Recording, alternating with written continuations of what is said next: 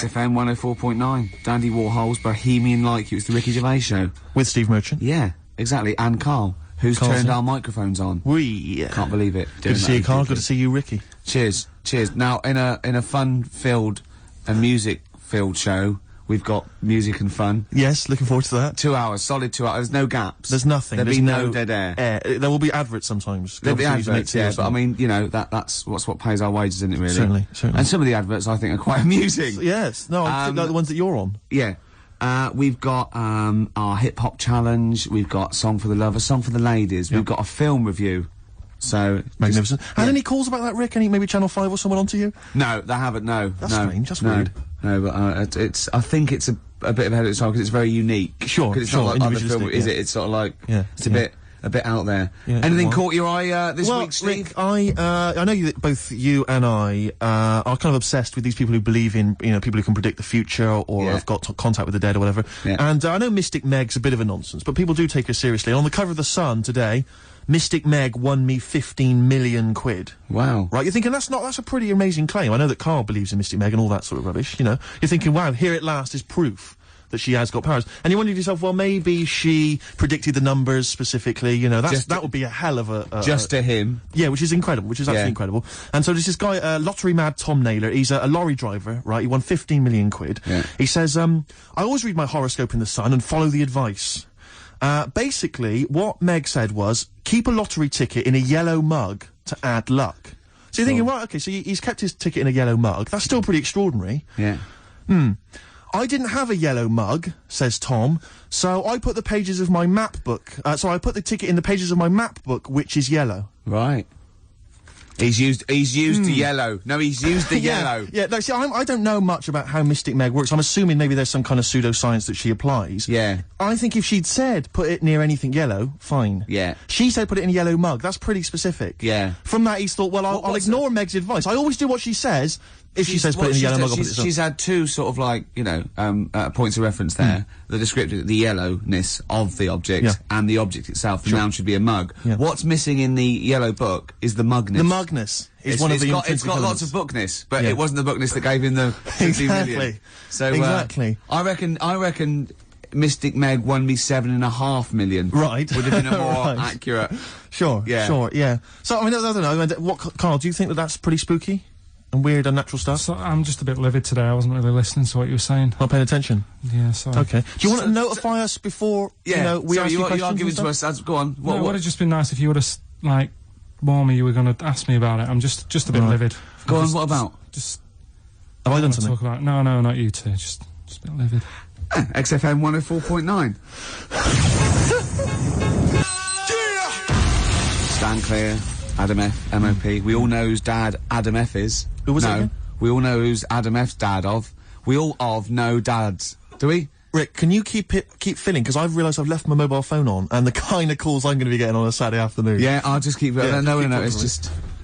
Oh, that was Adam F and MOP, stand clear. We all know Adam F's got a dad. Oh, done it again. Do you remember the trivia quiz? I forgot it. Whose dad is Adam F? Elvin Stardust. Yes, Shane Fenton, that's what the F must be for. You're back. That's done. Yeah. Yeah, we wouldn't want to be... all the people that are calling you all the time. Oh, the ladies. Oh, God. Anyway, XFM 104.9. Rick, we're going to start now. We're going to start now. This is proper radio from now. Go. Go. Oh, there's a lot of pressure on me now. Yeah. I'm going to muck it up. Now, Rick, I know you're a big trivia fan. I know you're obsessed with trivia. And I thought to myself, well, how can I entertain Rick on Saturday? Go on. So I was wandering around on the web looking for trivia, basically, that could entertain you. And then you're a big animal trivia fan. I love animal facts. There's not much that you don't know about animals. Oh. But here's you're going to catch me out now, aren't you? No, well, I don't know. Here's one. I don't know if you've heard this one before. Ants never sleep. No, I know. Yeah. Oh, I know. And they've got alcohol in their blood, so they don't freeze and winter. And that's why you never see a lazy ant. It's always working. It's drunk, but it's always working. They never sleep, but they do take a lot of fag breaks. Yeah, I know, yeah. I think it's because they can't sleep, because it's like noisy neighbours. There's about 1 million of them living sometimes in a room, and it must be very... But you see them carrying a leaf, and they see someone else, and they go, do you want a hand with that? And they go, don't be silly, you're carrying some at 8 times your body weight as it is. He goes, well, you know, I've got another pair of hands free. Yeah. Give you a hand. Yeah, they're great. They're incredible. They're incredible. Yeah, I knew that one next. Okay, well, this is one I'm throwing right at you as well, Karl. There's only one bird that has a penis? It's not a joke. It's not a joke. This is a genuine trivia question. I'd say... Oh. I'll say... I think I've seen one on this. Is it an ostrich? Right, you're going for ostrich, Carl? I'll go for ostrich as well. Right. Did you come up with that yourself, or...? Yeah, I was going to say that before you said it. Well, guys, you went for ostrich. Chicken? You're both wrong. It's actually the swan. The large chicken. Yeah. What? That's a bit worrying then, because I thought I saw an ostrich penis, so what was I looking at? I don't know, were you just examining it closely at the zoo? What were you... I just... It's probably a strap-on. It was probably two leather ostriches giving each other one. Exactly. And that's how that can influence people. Things like that. Dirty, filthy leather ostriches can confuse a child if he's at the zoo and he doesn't know. A swan's got. That's really annoying. I'd never give a swan a knob. So it's the little puffiest of all birds, isn't it? Yeah. Oh, I'm protected by the queen. But I need a knob. If I had to give a knob to any bird. Good question. I wish I'd posed that myself. If you could give a knob to any bird, what would it be? Phone in. Vulture. Of course, a vulture. They need a big veiny bang stick. Yeah. What about yourself, Carl? If you could give a knob to any bird, and don't make it rude. Or if I could give a knob to any bird, what bird do you suit up? It's got to be a bird of prey or something like that, hasn't it? Cool. It's the robin, really. That would be amazing. That would be Christmas cards would be like. Oh yeah, but it's a normal human-sized knob on a robin. That'd be great, wouldn't it? And the other thing annoying about this is ironic, right? Now, the male of all bird species they're called a cock. Yes. Right. But the only bird with a cock. Yeah. Right, is called a cob. Is that what a swan's called? Yeah, they're cob and pen. They're not cock and hen. That's annoying. And he isn't a cock, but he's got a cock. Yeah. Yeah. Quick query there, Rick. Go on. When you said then cock, yeah. presumably you meant male bird the first time you said it. Yeah. The second time you said it, you said cock. Did you mean the penis? Well, you're showing off the whole farce of radio broadcasting. Because you're not really allowed to say cock. No, exactly, no. One cock would cause great offence. Yeah. The other cock's fine. Exactly. It's weird, isn't it? It is strange. It is strange. So, I mean, if I said now to you, I like cocks. Yeah. Meaning birds. Yeah, that's that'd be fine. Yeah. But if I meant penises, it would be a problem. If you like cocks and it was penis, yeah, that would be... Carl, do you like cocks? Do you like cocks? No. Right, okay, that's fine. I was asking if you like... No, I like, Yeah. Well, I'm a big fan of, tits. The small birds that come down and peck at you. Yeah. Yeah, you like tits and cocks. There's nothing... Tits and cocks. There's nothing wrong with... There's nothing... Carl, don't worry. There's nothing wrong with saying tits and cocks. When I said tits, I meant the little birds. Yeah, and when I said cocks, I mean the big birds. Yeah. Do you know, when, Go on. No, it's just that... It's when you're talking about tits. Yeah. At the milk. Do you... I like the fact they flutter away when they hear the milkman coming. Oh, come on. So when... What? What are you talking about? What are you talking about? No, when the milkman's coming, when he's walking up the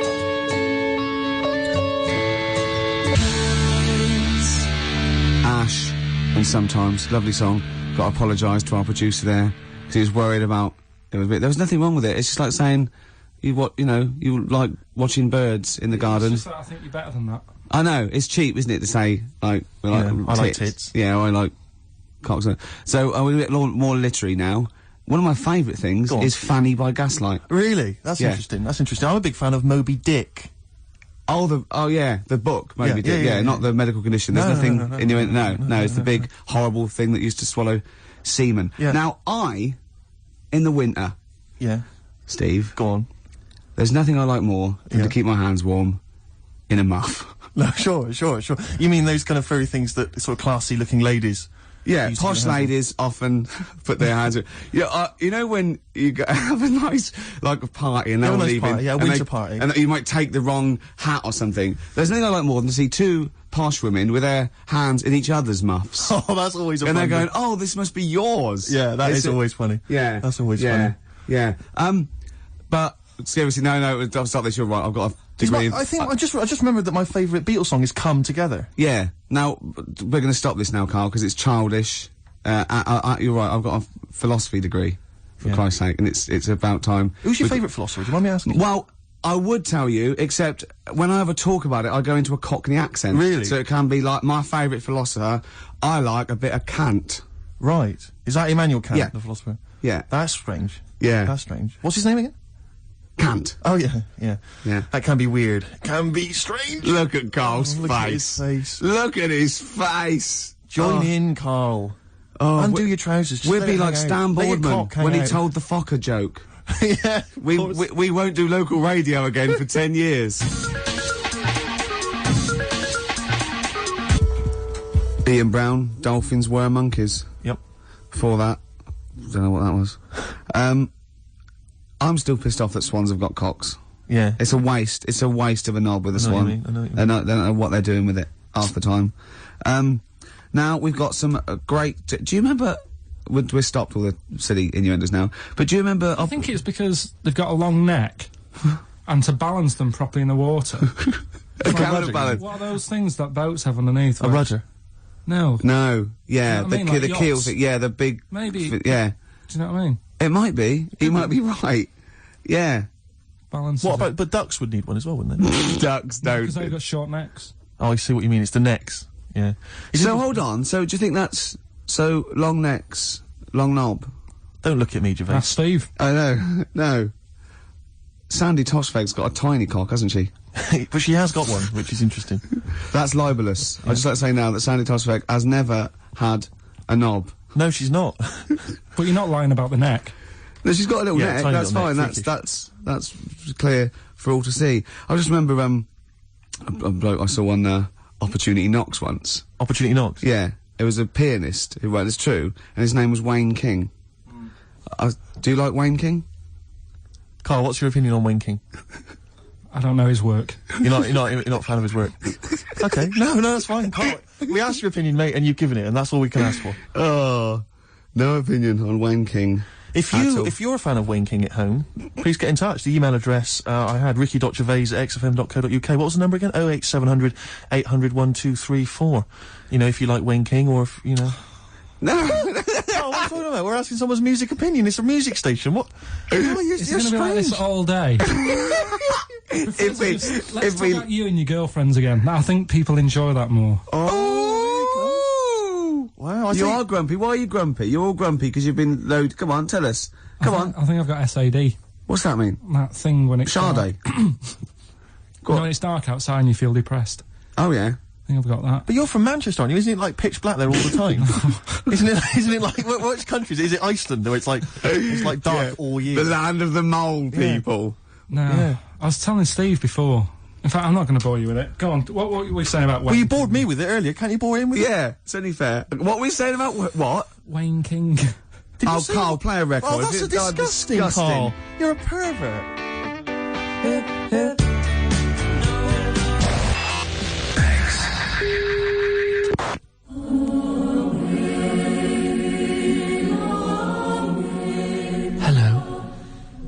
This Christmas, help a London breakfast show. For every 100 new listeners this month, we'll save one of Santa's reindeer from having his hooves chopped off and boiled down into glue or, turned into an ashtray or something. Please tune in, save a reindeer, and enjoy a variety of music like R.E.M., U2, Turin Breaks, Roots Maneuver, Andrew W.K. And make sure that tiny orphans get a proper Christmas this year. Or do you think that's all right, you sick pervert?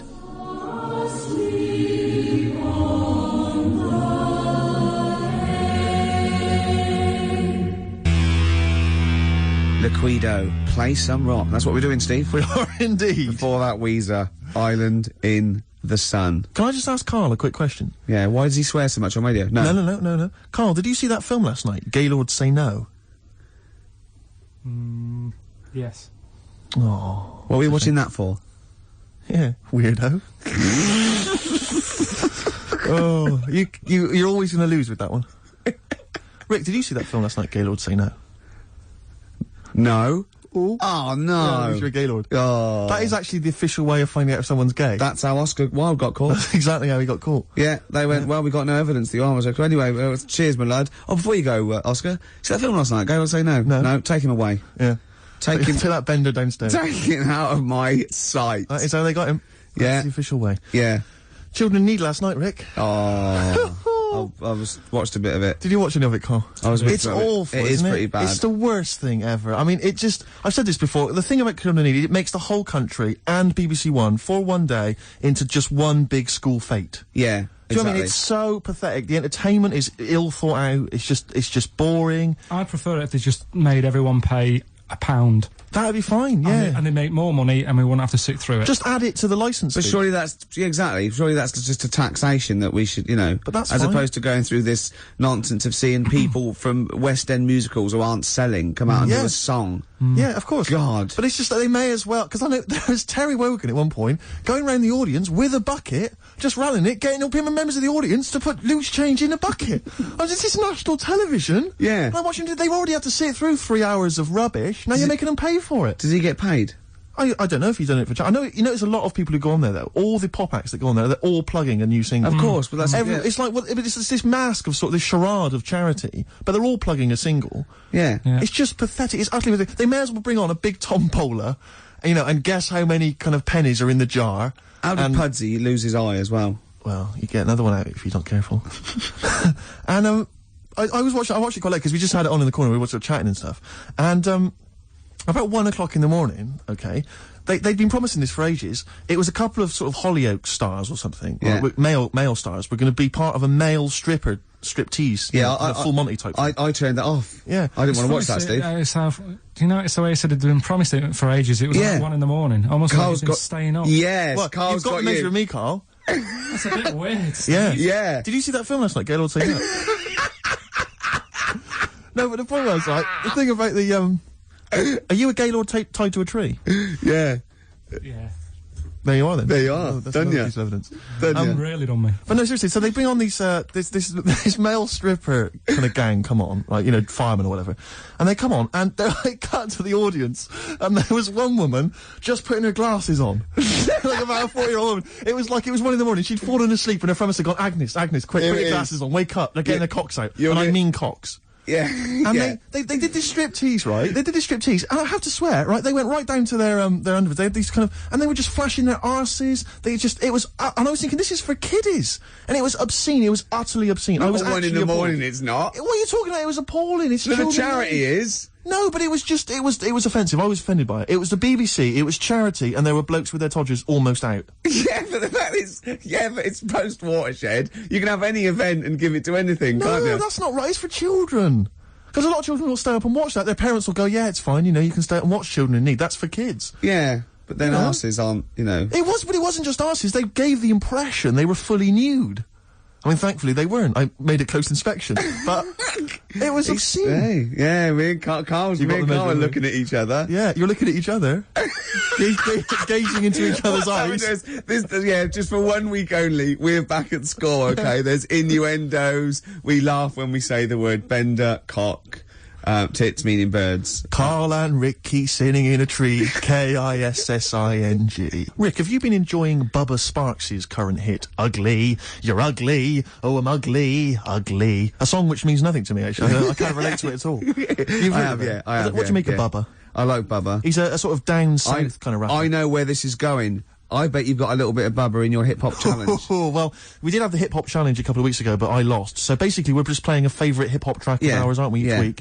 And this is my selection. It's from Bubba's current album. It's not the hit, Ugly. It's, the album's actually called Dark Days, Bright Nights, and I believe this song presumably comes from that title, because it's called Dark Days, Bright Nights. Enjoy it, Rick. I will.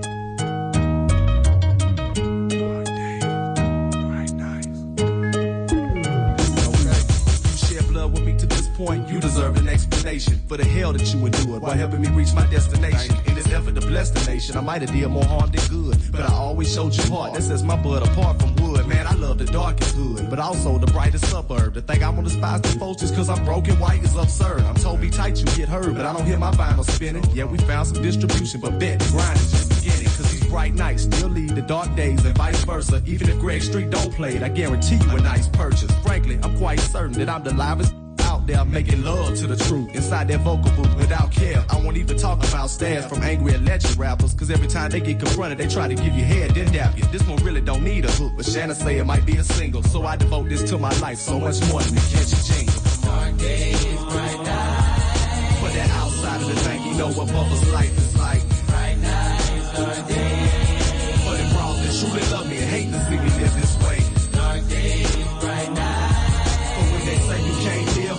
do it just out of spite. Bright nights, dark days. For every person without a voice, they got something they need to say. It's imperative that you know there's a lot of folks that love Bubba. Not cause of any rap I wrote, they just see something above gutter. And though my pockets don't reflect that, it's the vision and they respect that. Love comes in the form of various drugs, I can't neglect that. So me and my folks get up like 6 nights out of 7. That's the bright light in our lives, like God shining right out of heaven. But at the conclusion of every session, I waste that dark day to expose the plight of my situation. No blow, no dough from big shows, but still they see we this close to reaching the promised land. So that leads to another bright night where all of us college grads being loved by the moms and dads that some of us wasn't blessed with. You think we all born with 2 loving parents and a treasure chest? I'm fortunate to have been loved by my paternal units, and I'm gonna make their son a winner. How bad it hurt, I'm doing it, even if I was to ruin it. Never with me and my heart part ways. We developed too strong a bond, watching bright nights turn to dark days. Dark days, bright nights. For that outside of the bank, you know what Bubba's life is like. Bright nights, dark days. For them bras that truly love me and hate to see me live this way. Dark days, bright nights. But when they say you can't live, most of them do it just out of spite. Bright nights, dark days. For every person without a voice, they got something they need to say. Yeah, it's true. I also get praise from the other side of the tracks. You know that dark days part of town where they intentionally hide the blacks. Ain't got no reply to that, except I'm sorry if I'm to blame. I try like hell to soothe your soul by planting the facts inside your brain. I never once lied to gain the acceptance of not one black dude. It's just Bubba that country for smoking swag and eating snack foods. Now every time they ask you why you live the way you choose to, say cause Bubba said you're right. The only one they love who knew you. That leaves you with no excuse to settle for what they offer. He tried to pay you them slave wages, play that role and tell him no, sir. I probably won't even fault you if you dismiss me as the demon. Cause it's true, I am not you. My skin's the tone of his semen. But if we fight this evening, I assure you we'll both bleed red. And it'll take your whole slum and all their guns to leave me dead. Plus all that blood we shed won't do nothing but serve their purpose. So let's unite these dark days and bright nights. This is nervous. Alright. Dark days, bright nights. For that outside of the bank, you know what Bubba's life is like. Bright nights, dark days. Yeah. Bubba Sparks, Dark Days, Bright Nights, title track of his current album. Rick, what do you make of it? I love it. Do you enjoy it? It's great. It's hypnotic. It's the chorus. Is that a song? Sounds like Stevie Wonder? It does sound like Stevie. I don't know. I haven't got the inlay sleeve to hand. I can't tell you. Does anyone know? Maybe they could call in. Rick, I'd love to give out the number. In fact, I will. 08700 800 1234. Ricky.gervais@xfm.co.uk, who is providing the chorus for Bubba Sparks' Dark Days, Bright Nights, 104.9 XFM. Wow, from Bubba Sparks to Sparky Bubs. Those Sparky Bub boys, Suede. Hey, slick.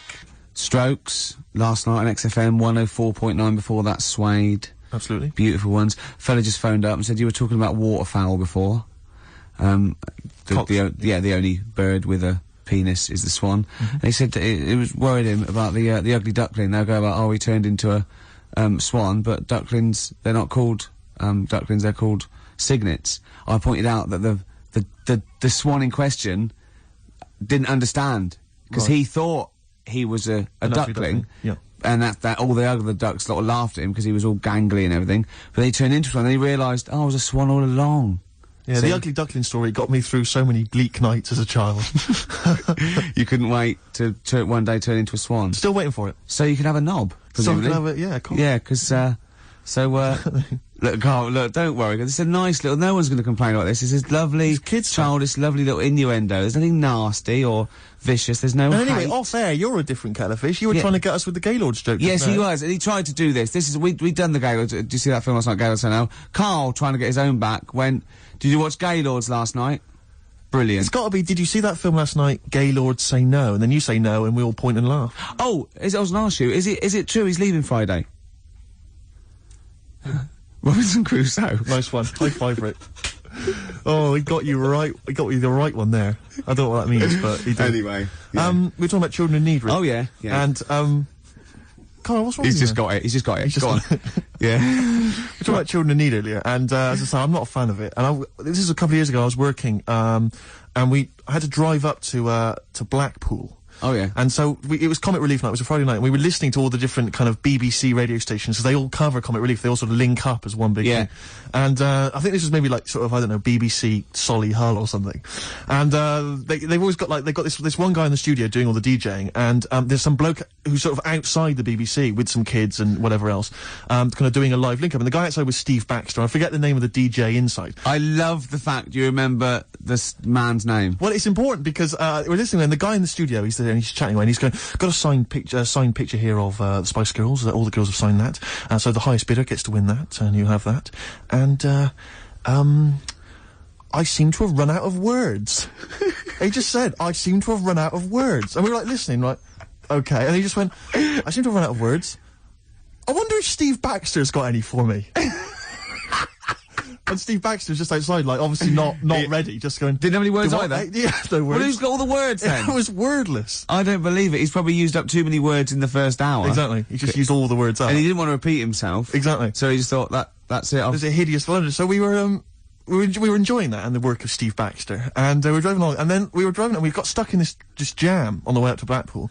And I saw this kind of white Mercedes, like, a couple of them. I thought, it looks quite swank, you know, and I'm swank. And I drove up, we were driving up behind it.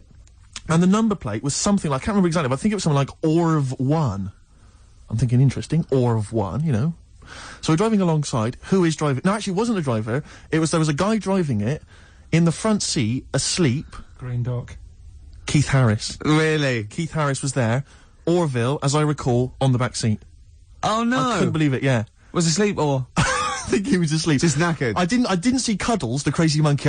I imagine he would have popped up at some point, just kind of annoying the driver's hair, just going a bit crazy. Yeah, you've got, I think Cuddles has to go in the boot. He's got to go in the boot, because he caused havoc. Yeah, and knowing Cuddles, he'd put his hands over the driver's eyes, exactly, knocking around. Causing all kinds of trouble. But the thing is, he doesn't understand road safety, to be fair. Well, he's a monkey. Yeah, he's a monkey, and he's got a list. And not even a real one at that. No. The thing what was about Orville is that argument raged for years between him and Harris, and Orville's right.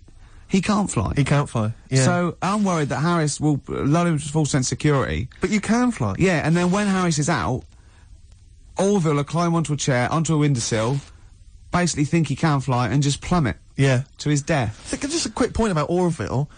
I'm surprised he's still not potty trained. Because he's been wearing that nappy of his for years. I know. Because he can talk, he's mastered the power of speech. Yeah. Still crapping everywhere, I assume. I assume so. Flying around, mess. And as we definitely know, he's a duck, so he hasn't got a cock. He has not got a penis.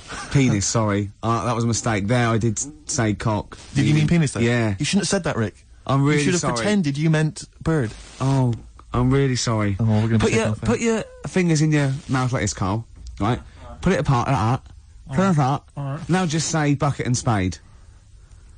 No, with your fingers in your mouth. Put your fingers like that and just say bucket and spade. Bucket and spade. No, don't do that. Keep your fingers in your mouth when you say it. Bucket. Oh, Carl, play a record. Outrageous, Carl.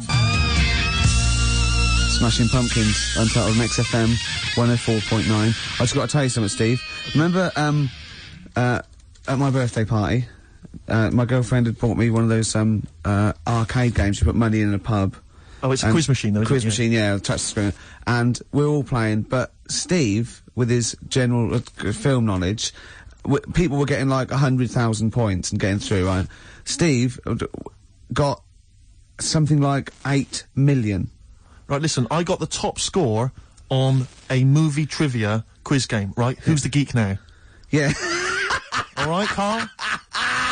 Hello. No, but it was impossible. And I tried it, and for like months after, I just thought, I've just got to knock him off the top. And I did it all the other categories, and I was best at rock. Let's say that. But by no means is, you know, the gap between a friend of mine and a friend of yours, Johnny Camden, the lovely Irish comedian, came round last night, had a couple of goes. He got something like 30 million. That's mental. That's madness. Yeah. In fact, you're right, because, Johnny bought this comic, right? He loves Doctor Who, and he bought this comic, and Steve, he left it there, and Steve got a post-it note on every page wrote geek. Yeah. Johnny gets it home, reads it on the tube, and there's geek written on every page. That's the sort of vicious man Steve is. He can hand it out. Do you know what I mean? Imagine him calling you a geek. What must that feel like, to be called a geek by Steve Merchant? What do you think, Carl? Every week he has a go at me, anyway. What are you talking about, a go at you? You're having a go at me every week. 3 weeks. What? You've been having a go at me. I have not had a go. You've always had a go at me. You've always said to me, what do I look like? And what do you expect me to do, lie? Oh, he's done you again, Steve! No, I'm not getting into this. He's done you again. One lad called up before and said, oh, have a go at Steve again, these looks. And it's not like a game. I'm not like coming in here every week and wanting to make you look, you know, come across as an ugly bloke. I don't need to do that. He's done you up. I can't. He's done you up. Is this because of the Gaylord stuff? No, it's you're having a go at me again. Oh. It's just that you had a go at me before. I didn't have a go at you at all. I was talking to Ricky. I haven't spoken a word to you. Your eyes. Is this why you're in an ugly mood? A bad mood, a generally grim mood? Is it because like you just think I'm going to have a go at you? I don't know what it is. When I get here, you're all right, and then as soon as you come in here, you change. I haven't done anything. What are you talking about? You're paranoid. I haven't said anything, mate. I've drawn a little picture of you here, but I'll tell you what we need now is a song for the lovers. I want to tell you now. Please. This has been one of my favourite songs for about 20 years. It's by David Bowie. Now, David Bowie's had his phases, and I liked his glam stuff, and Tin Machine went off. He's always sort of there, on and off, right? But this song is off Space Oddity, and it's called Letter to Hermione, and I don't know why he stopped writing songs like this, because this is probably one of the most beautiful songs ever recorded, and I know Steve agrees with me on this. I do indeed. Rick, can I just kiss and make up with Carl? No, that is... No, let me just kiss my kiss. Yeah, but it doesn't next week it'll be the same again. It doesn't mean anything. It's like saying sorry. Oh, on the lips. Go on, he's there. Carl! Get I've never... Carl has gone a absolute shade of purple, straining not to have merchants... There's no point, Steve. No. There's no point. No, just shake and make up. Shake what, Rick? There you go. All friends, sit down. That's lovely. That's a lovely moment. It's XFM 104.9, and this is Letter to Hermione by David Bowie. It's beautiful. Clearly a great, rock musician, great fun records, I saw him at Glastonbury, absolutely fantastic entertainer. But his songs have never gripped me, they never got me at the heart, Except that one. That's the first one I've ever heard of his, which really got me in the gut. Yeah. Amazing lyrics. Yeah. Brilliant. Yeah. Carl, what were your thoughts? It's alright. Yeah, you're a poet, Carl. Play something else then. Blur. Coffee and TV. Good to hear that one again. Yes, good. Before that, Radiohead, True Love Waits. Wow. Steve, it's time for my world-famous film review. People love it. Yeah. Yeah. Yeah. How, can I just ask, before you crack on with the film review, I notice you often do films that people have already seen. Well, you see, that's what I mean. That's why I think your film review failed, because people didn't know what film you're talking about. They hadn't seen it. Yes. See, there was mine. I picked ones they've seen. Sure. Because a lot of people would say that the benefit of a film review was the fact that they hadn't seen it yet, so they were going to make up their mind based on that. I don't know who'd say that. I prefer Ricky's. Okay. See? All right, Carl. See, there you are again, being nasty to me. No, he's got a choice. All right. Anyway, so my point is that how would you hope people would use your reviews? Right? However they want. Okay. Really. Okay. So... would you hope that they'd maybe seen the film but they hadn't yet made up their mind? Whether they liked it or not. They liked it or not. This is up to them. This is, this is for everyone. It's easy. So if someone said... because I think, you did, one of your most famous ones, I think, was, One for the Cuckoo's Nest. Yeah. Now that came out, I think, in 1975. Yeah. So maybe some people saw it in 1975, haven't yet made up their mind as to what they thought of it. Yeah, now this put them straight and what to look for next time, maybe. Okay. Now, ready? Ricky Gervais film review. Sure. Review. Right? Chosen Rain Man. Rain Man, okay. Now this has been on TV quite a few times and it was a multiple Oscar winner. Exactly. Okay. So, okay. Right. Rain Man, it's got Tom Cruise in it, and he's alright, he's normal, but he finds out he's got a brother who's a bit mad. Dustin Hoffman is doing it, right? And it's meant to be. He's all weird, but he's meant to be, so it's good acting. Now, oh god, he needs to keep his brother, but they don't want him to have a brother, and he doesn't remember a lot, but he dropped him in the bath and burnt him when he was little. Clumsy idiot. But then he finds out he can make a bit of money, so they get the same suits, and they go bet two for good, because he's got special powers. So he can know what the roulette. He wins that, and he drops some toothpicks. He knows how many there are. And he recognises the waitress just through the book. He's got all his football cards. Don't put them out of order. Don't go in the telephone box with him, he smells. And get him back in time for Jeopardy, or watch it. Anyway, then they slap his head and get worried. Qantas don't crash. So he's got all that. And in the end, he doesn't, I don't think, but at least they've met each other. Yeah, yeah. Of course, Rain Man, a film about autism, which is strangely appropriate, I think, when you're reviewing it. Anyway. What would you give it out of 10? Oh, 9. Okay. Thanks very much for that. Were you useful? Yeah? Have you seen the film before? No, I will now. Okay, jolly good. Well, excellent. New Order. 60 miles an hour on XFM 104.9. Well, quarter of an hour to go. Yep. We've still got your Song for the Ladies. Song for the Ladies coming up. Time now, though, Rick, for Under the Covers. You've got me covered. Cover Me Bad.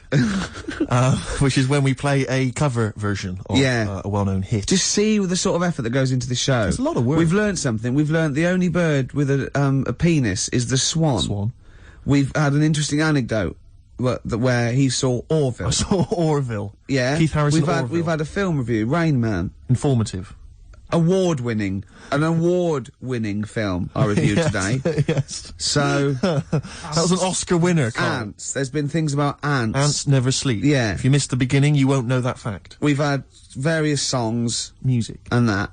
Beautiful. So carry on, Steve. Cover me up. The White Stripes. Everyone's raving about them, Rick. Sure. They are an exciting band, and this is their cover of the Dolly Parton classic Jolene. Love it already.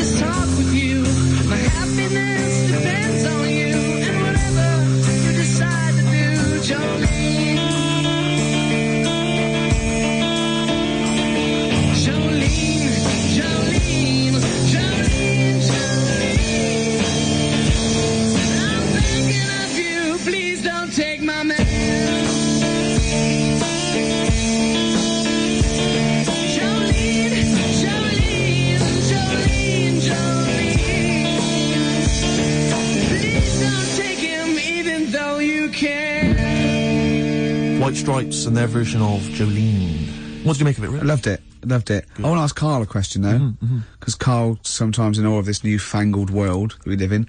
What do you think of the scenario? What do you think is going on there? Because it's a bloke singing to a woman, begging her not to take his man. What do you think's going on there? Say again. Well, that's a bloke there singing. Yeah, to his wife Jolene. Right. Were you listening to the lyrics, or? You see, I got mixed up anyway. I thought it was about that one about the person who chucks himself off a bridge. So I was thinking more about that than listening to that one. So right, listen. Well, go on it. Right. Jolene, I'm begging of you, please don't take my man.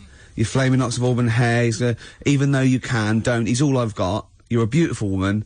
Don't take my man, because I can't compete with you, right? Yeah. What do you think's going on there, though? Because, you know, it's Dolly Parton singing it, we know what's going on. They're fighting over the same man, aren't we? Yeah. What do you think's going on when a bloke's singing it to Jolene? What do you think of the scenario there? That's one of them names, isn't it? That could be a bloke's name. It's like Leslie. Oh, Christ. Okay, sorry, it was a... I wish you'd not asked him that question. It's so exhausting. I love him. Do ants sleep, Karl? Which bird's got a cock? Swan. Okay, nice one. Listen, I want to play that song for various people who've emailed and phoned in saying they want requests. We don't really play requests on the show. We'd like to mention them anyway. Matt Barr, Magic Thighs. That's not Matt Barr's Magic Thighs. No. That's Matt Barr and Magic Thighs. Yeah. Kieran in Dublin, Stuart in Hackney, Lisa and Alison in Crouch End, and Glenn in Crystal Palace, who was phoning up with a nice message earlier. All of you, thanks for listening and thanks for enjoying it. Sorry we didn't play your requests, but tune in next time. It'll be fun.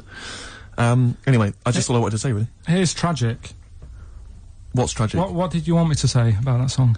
Just your opinion. Your own opinion was fine. It's in fact, your own opinion is better than anything I could really hope for. Without doubt. Whenever I ask you a question, you constantly surprise us. Yeah, it's wonderful. So only ever carry on telling the truth, carry on saying exactly what's on your mind, and I think this could become a great. You're like a man who was frozen in Victorian era and has been reawoken, and he's kind of discovering the world. Some things make sense, other things don't. It's beautiful. It's as really opposed to one that was made in a castle in Victorian times, like Steve. Oh, that's just. Oh, I've joined in with Karl. I can't believe it. I'm sorry. You were on my side. Yeah, no, it was irresistible though, wasn't it? I'm really sorry. Should we play a record? Right, I'm afraid that is about it from us. Absolutely. I always leave the ladies with the song, Rick, as you know. And the song for the ladies this week, again, it comes from the free giveaway CD that comes with this excellent little magazine called Comes With a Smile. And there's always something interesting. How are you spelling that? I've played the Mull Historical Society before. This is a track. It says it's just a demo, which is I don't know why. If they've been picked up, it's outrageous. They're called Sloan, and this is called Pretty Together. See you next time. Goodbye.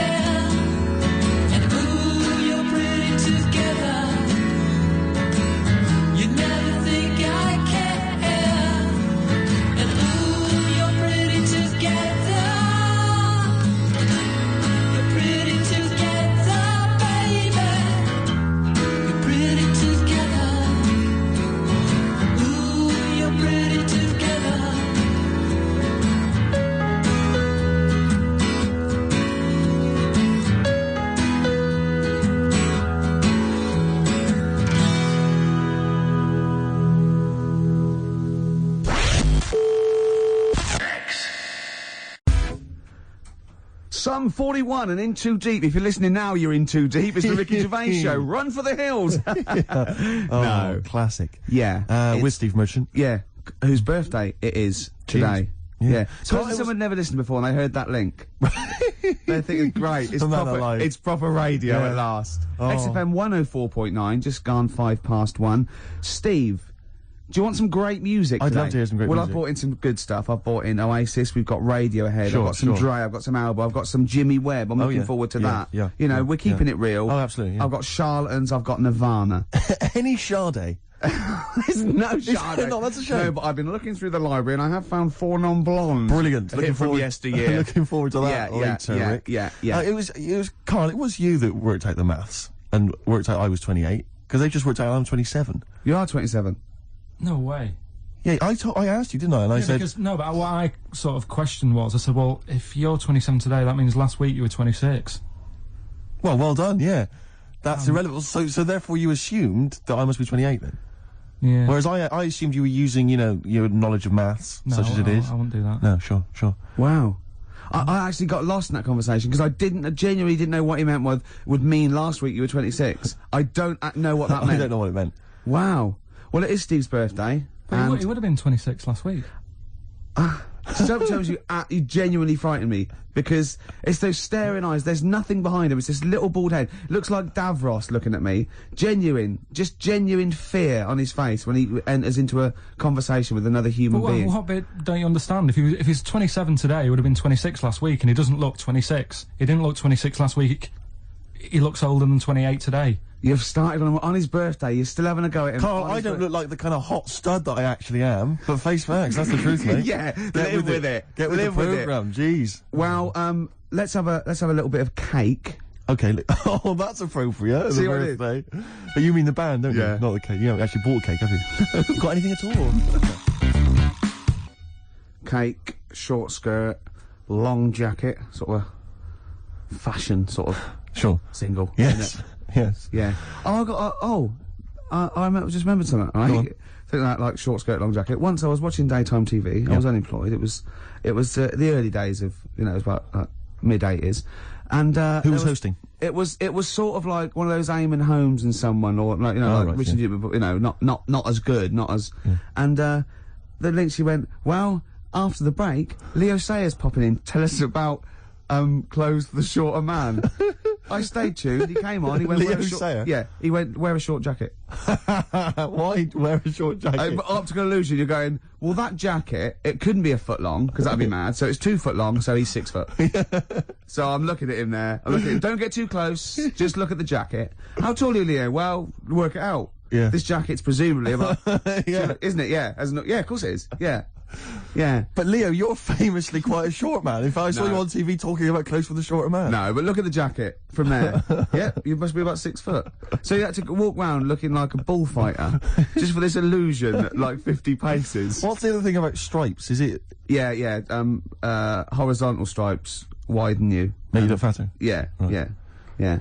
So good advice, good fashion advice for anyone listening. On XFM 104.9. Leo Sayer there offering some topic. We should get Leo in, maybe offer some new stuff. For your birthday, a little special Leo Sayer visit for your birthday. Got any presents yet? I've received nothing yet. But then my parents haven't come up, and they're the ones that normally bring gifts. Oh yeah. They are coming up later, and I always look forward to my father's gifts. Yeah. Because they are remarkable. I don't know what he's thinking sometimes. I mean, it's like, I don't understand the logic. I mean, if I explain some of the gifts he's bought in the past, maybe you could figure out. I once opened, I think I was about 14. Right. And, I liked all the stuff that you like at 14, you know, the ladies, obviously, you know, pop music. Yeah, sure. You know, fashion. Yeah. And that's why he bought me, on audio cassette, the collected wartime speeches of Sir Winston Churchill. It's a good gift. Did you listen to him? Well, I'm not sure when you'd ever be in the mood to listen to that, to be honest. We'll fight on the beaches. Yeah. You know, all that. All the classics, all the classic hits. I don't know when you listen. I think unless you're under attack, I don't think you'd ever listen to that. Did you not even listen to it? I kind of stuck. But when are you gonna be in the mood to put that on? No, but just because it was a gift. But I always remember being once. This was. But what if he tested you? Go, do you like track 4? Yeah. Oh, some chicken, some neck. Oh, I love that, Dad. Yeah. But I think they're doing a remix. But he said to me once. He said to me, "Never forget, son." He didn't. Yeah, and I went, I don't remember, Dad. It was mad, and it was like, because he was quite into sort of, but he was into like the military and all that kind of, and war history and stuff. So are you allowed to tell an anecdote about your dad on radio? Can I just give you a clue, just in case? Can you tell the thing about the shed? No. Okay. No. Okay, too complicated. Too long. Okay, all right. Okay. But I remember this was true. I remember I had it on once because I just stuck it on because I thought I ought to. And my dad came in. He was pleased to see I was listening to it. And he was like, we just sort of stood there listening. And I was with my sister coming in with one of her quite attractive friends. Teenage friends as well, like, and I'm a teenager as well, and it's like, and just this woman walking by, you know, she goes to the same school or whatever, you know, quite fit, and I'm just stood there with my father, listening to We All Fight Them on the Beaches, Never in the Field of Human Conflict of so many, and just remember looking at her as she passes, just You've looking learned at her. it's rubbed off. Oh yeah. You know, Oh, Rick, if you're ever in a war situation and you need some morale, come to me. Yeah, you'll just you're right. quote me out. What about a little bit of White Stripes? I've got some more gifts that I can tell you about afterwards. Well, I'm looking forward to it. Look forward to it. Oasis, Morning Glory, before that White Stripes, Hotel Yorba. Oasis, of course, I think got in the, have you been watching that VH1 Top 100 album? I have indeed, I've enjoyed it. Yeah, number one, do you remember what number one was? Joshua Tree, See, U2. Yeah, now, good album. It's not the greatest album ever, is it? Of all time. I mean, I know it's an arbitrary list, but even so. Yeah, you sort of feel comfortable with it being the Beatles or exactly. You know, you kind of Gaye or even or Pet Sounds. Exactly, and then yeah, maybe I don't think maybe it's a generation shift. There's enough people now. But it was sort of, what I found odd in the list was it started off with, I think it was like the Doors. I remember there was Velvet Underground and stuff. You know, these kind of respected album classics. And then there was things like, you know, Stars, Simply Red. I mean, it was a big seller and it's well produced, whatever, but an odd choice for the greatest albums ever. And then I remember there was things like that Texas album. Yeah. Is it White on Blonde or whatever it was? And I just think, again, is it just based on albums that have sold well, you know, via the Britannia Music Club? But that's always the thing, isn't it? It's like any poll. Like I remember, I think it was last year, the greatest lyrics of all time. One was Imagined by John Lennon, which is you know, if anything, it's a solid classic. And there was like, you know, maybe a Dylan or another Beatles one, like and in the top 5 was Robbie Williams songs.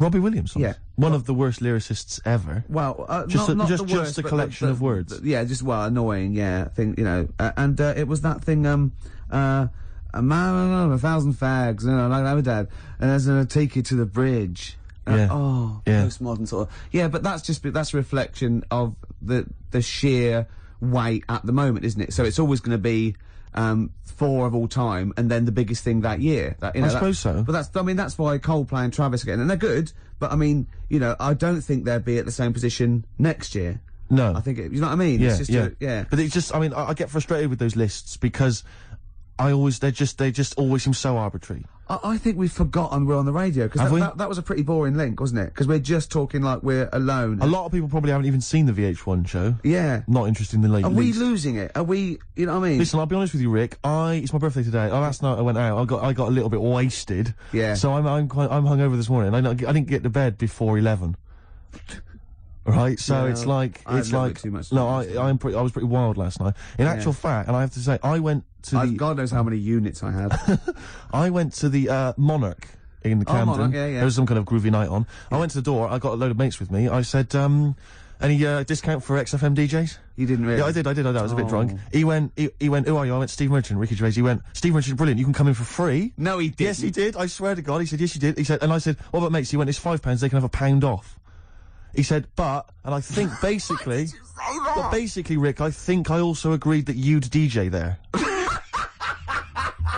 I can't remember, but if the guy is listening, he can maybe let us know if I promised that. I might have signed something, I can't remember. Oh, God. Oh, but anyway, it was a good night. It's like one of those 50s sitcoms when, you sold my soul to an angel. Exactly. Oh, how am I going to get out of this? Yeah, exactly. Oh, no. So, anyway, if you go down to the Monarch maybe next week, Ricky Gervais playing. That'll be fun. Well, that was Elbow and Red off Asleep in the Back. I love that. Great song. Got sort of early Peter Gabriel, and that's wonderful. Well, we were talking about, like, your birthday and everything. Yes. And, presents, and then I found out I'd been signed up to DJ at a club in Camden. Looking forward to that. To get you in to I got in for free, my friends got in at £1 off. I was just when the record was playing there, I said, why did you do that? Why did you try and get in free? Right? He goes, impressing my mates. Now, how impressive is it that Steve Merchant can get you in a place for £1 off. Oh. Yeah, you what would save money? Go with Steve. If they recognise him or have heard the show, you get £1 off. That is great. I'm a quality discount. I don't know what you like more though, because I know you, and I think it wasn't just the acclaim and the fact it was the £1 off you liked. The money off was exciting to me. That was great. Any discount would have been fine. I imagine you made them all buy you a drink for the several to the value of £1. It ended up costing them a lot more. Yeah, exactly. Well, have I ever? This is probably the most embarrassing of those entrance stories. Yeah. I was down in South London once, went down to some party that was taking place in some kind of swanky bar, where there was a doorman on the front and a charge. I think it was something mental, like £10 to go in. It was crazy. It was ludicrous. I don't know what I was doing down there. And I was in the queue. We'll establish what you mean by swanky later, because that could be. It was a posh place. Was it? And so there's a queue outside, and there was one of these doormen who thought it was like kind of Studio 54. He was like sort of, choosing people who could come in. Yeah, you two come in now. And I've been there for ages, obviously. Oh, I was on my own because I got there late. And clogs. Exactly. I've dressed up for this. And there were these two girls next to me. I'm thinking, if I'm in a queue, I've told you before, if I'm in a queue and if I'm stuck with two girls, I'm thinking, what a great opportunity, use the old merchant charm. Yeah.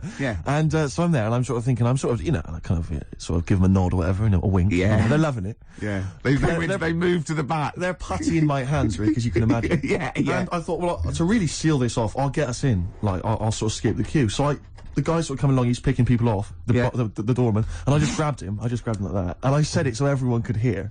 Right? And I thought this was brilliant. I said to him, how much is it? He went, £10. I went, I'll give you 7. That was my bribe. I'll give you 7. That's the whole £3. No, that can't be right. No. He must have said a £5, and I said, I'll give you 7. Yeah. That makes more sense, doesn't it? That's giving him a £2 incentive. A £2 incentive. That's it. I'll give you 7, you can make up the 10. Exactly. You can, if you let me in, you can put in 3 yourself, mate. That never works, does it? He said to me, I can't be bothered, I'm just gonna have a kip, I think. I'm so tired. Was it percentages that put you off? That frazzled me initially. I mean, it's a funny anecdote when you're giving him £2. Yeah. It's even funnier when you're getting him when to he's put up paying stuff. me as well. Oh, I love it. Right, we're gonna play a record, then we're really gonna concentrate. XFM 104.9, Ricky Gervais Show. Steve Merchant's also involved. Oh, go to bed now. Oh no. Hello, this is Tony Blackburn.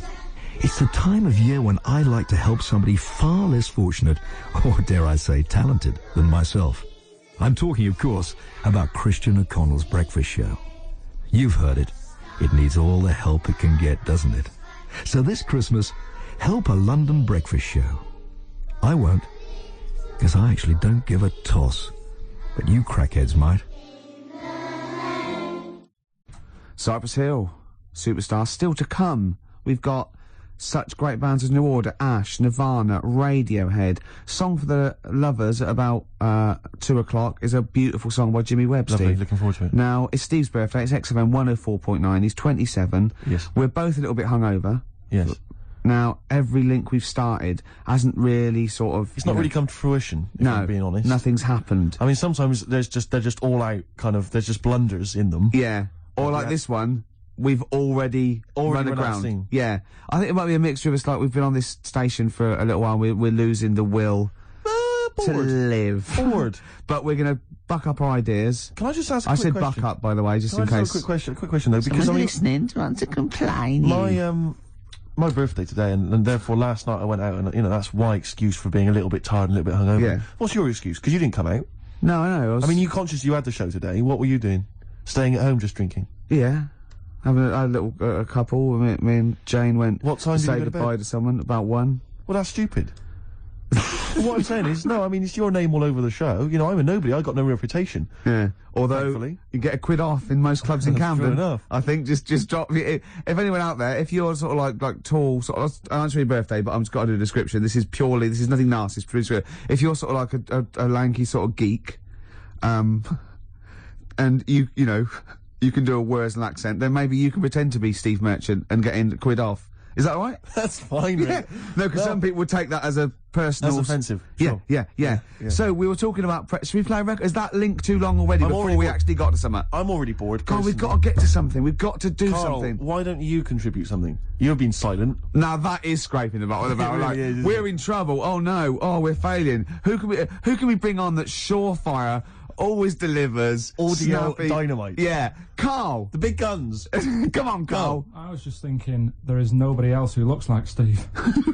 He's done ya. That's outrageous. Although, to be honest with you, that insult has resurrected things. Yeah. Well done. Play a little tune, and then we've got a little bit of a sniffle as well, I think. Yeah. Cold or something probably coming on. Bit late there, Carl. You should come in a bit earlier there. Swayed there. What I like is the complete lack of professionalism on our part. Yeah. It's like we've got a bit of a headache, a little bit tired. Just that's it then. You can't fight that. You can't fight that. I mean, the thing is, as you well know, Rick, there are certain DJs on this station, you know, drunkards. There's at least 2 I know of who are smackheads. Yeah. And, you know, they still manage, they still manage to do a good job. Even the ones that aren't, that try their best, are rubbish. That's true enough. I'm not saying we're still not the best. Yeah. And it's effortless for us, Rick. I know, you yeah. We're coming up with dynamite stuff here. Yeah, I know. And we're not even, you know, fighting on all cylinders. XFM 104.9, Ricky Gervais with me, Stephen Merchant, a little bit hungover. We all are, but he can't really take it. He said, no. He's loud. Wait, there is some tickets to give away, Rick. I don't know if we should mention that. What? Who is it for? Joe Strummer. Oh yeah. And his band, the Mescaleros, play Brixton Academy, we think, this evening. A little bit more information will probably be... So go along, just in case. If you say you're Steve Merchant, pound off. Well, the doors are at 7 o'clock, and it's £17.50. Unless you've won the competition, Rick, that I'm about to set, and won yourself a pair of tickets. There is someone, right, in America celebrating a birthday today, okay? Yeah. More than one. Same I day as think. me. Yeah, no, but there's a specific one I'm thinking of, Go on. right? His name, Rick, is Dwight Schultz. Okay? Yeah. If you know the answer, obviously don't give it away. Yeah. His name's Dwight Schultz. He's an actor. Yeah. He was particularly big in the 80s. Yeah. And he's also celebrating a birthday today. You're going to say what's his name? I'm going to say what character is he best known as? What TV character is he best known as? And you can win yourself some tickets for Joe Strum and the Mescaleros at the Brixton Academy. Dwight Schultz. American actor, TV character of the 80s, very famous. Oh, yeah. See, Christian's giving away a trip to Salem, Massachusetts. That's bizarre, actually, because I was in America recently and I went to Salem, Massachusetts, and that's not a prize. Isn't it? Believe me, I mean, we were there, we were sort of obliged to go because we were at someone's birthday. It's rubbish. Really? I mean, that's a really poor trip. That's such a boring He probably can't believe his luck. It's probably the biggest thing Christian's ever had to give away. The great thing about, and you've just dissed it. The great thing about Salem, Massachusetts is that I don't think we're good for this station. I don't think we're selling this station like we should. Well, you know, it's its own fault, you know, it shouldn't have hired us. I blame it, you know. Yeah, and paid us in advance. Yeah. They're lucky we turn up. No, I went to Salem, Massachusetts, and this is the place that's famous from, like, Salem's Lot and the Salem witch hunts, famous for... famous for all things Salem. Salem. Yeah, anything with Salem in the title, that's what it's famous for. The whole place has gone mad over, like, witches and anything. Basically, it's like, there was the Salem witch hunts in, like, 17-something or other, or 16-something or other. So the whole place now is just full of, like, people dressed as witches. Yeah. And then it's, like, any supernatural stuff. So that I went in, and it was amazing. It's quite like Glastonbury tent. It was, it's like, it's awful. Every single place there, every single shop is kind of horror-related. Yeah. And I went to the, Boris Karloff World of Terror. Yeah, right? It's amazing. You went in there, right? I don't know if Boris, the famous horror actor, has actually been involved, but you go in there, you walk in the door, you've got to put these 3D glasses on, right? And it's supposed to be this kind of chilling journey around this kind of, like a sort of, a crypt, you know? And you put these glasses on, and I couldn't tell. They were so poor, I couldn't tell what was supposed to be a 3D effect and what was actually three-dimensional. Really? So I couldn't tell if, like, the floor was actually sloped or if it was just appeared to be. Yeah. Whether the wall was actually kind of knobbly or whether it was the 3D glasses. It was so much, and it literally took about 45 seconds to get through it. Imagine and you just that. came out blinking into the light again. It was rubbish. So I just want to throw us over to Carl. So there's Steve Merchant with funny glasses on in this place horror, and he's walking round. Do you think he scared people, Carl? I've set this question out, haven't I? I've loaded the question. I know the answer you're fishing for. Carl, do you just want to have a dig at me? Because it's coming up to 2 o'clock, and you've not really put a lot of effort in today, slagging me off. I don't do it on purpose. No, he doesn't do it on purpose. He's just an honest northerner, and he can't lie. He's like George Washington, but without the wooden teeth. Yeah. Salem. I didn't mean We've to say... lost it again, haven't we? You didn't mean to say Salem. This is such bad radio. Was just this the is word really... that was in the tip of my I mean, tongue. genuinely, this is bad radio, It's awful isn't it? radio. Quick. Oh, yeah, my mate went to one of those things, in the West End where you walk around and it's aliens and they jump out at you. Right. Right? And he was so scared when the alien jumped out and he ripped a bit of his face off. And the alien's face off? Yeah, it was foam and the bloke went, don't do that, mate. Brilliant. Well, in the Salem one, I was wandering around, and this was one guy that kept jumping out. Yeah. Because there was about 10 of us, I was at the back, I always missed him jumping out. So when I got round, I missed all the frights. It was Oh, no. He'd at least, you'd have thought he'd, jump out, then double round and jump out again. For the people at the end Everyone of the queue. catch that? No, what really, do you know no. it, we? All right, okay, move on. Oh, if you want to win those tickets, 08700 800 1234. Dwight Schultz, who is he better known as? Yeah, Basement Jack said, keeping it real. Where's your head at? Where is your head at? Yeah, I know what they're saying. They're saying, where's your head at? Where is your head at? Yeah, XFM 104.9. Ricky Gervais. Now... just one thing I would say, Rick, is that I've spoken to a few people who've listened to the show, and a lot of people, this is the highlight of their week. It really is. No, a lot of bedbound people, and Yeah. and we're not putting we're not really putting the effort in, are we? We're providing nothing. We're trying, but it's just not coming out right. We're just The words aren't coming out. When I say them in my mind, they're brilliant. But it's sort of like getting old. Your mind, I still want to run upstairs and things, but I just, the lift. I'd like to run upstairs. I just can't anymore. And I felt that today. The comedy's in there.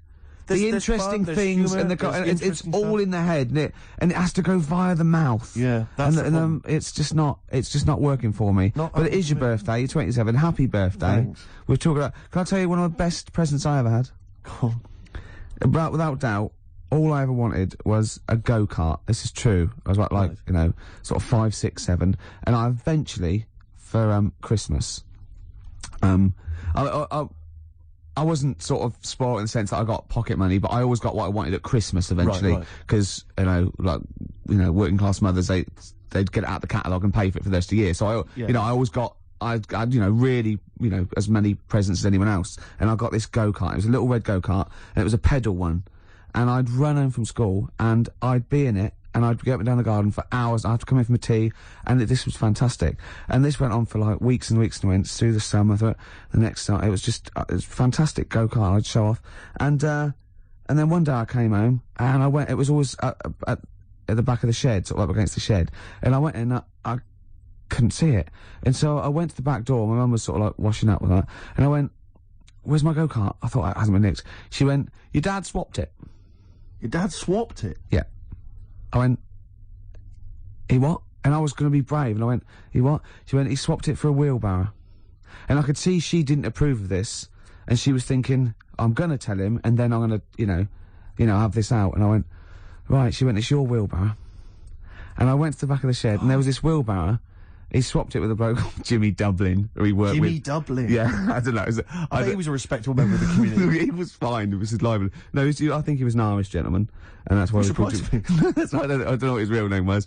And I think my dad must have been drunk, and he went, I want to get my son a go-kart. And my dad went, my kid's got one. He's probably had it for a year. He's probably bored with it. Yeah. And he said, I'll give you this wheelbarrow. And I went to this wheelbarrow, and it was caked in concrete. I could hardly lift it. I just nicked off a building site, obviously.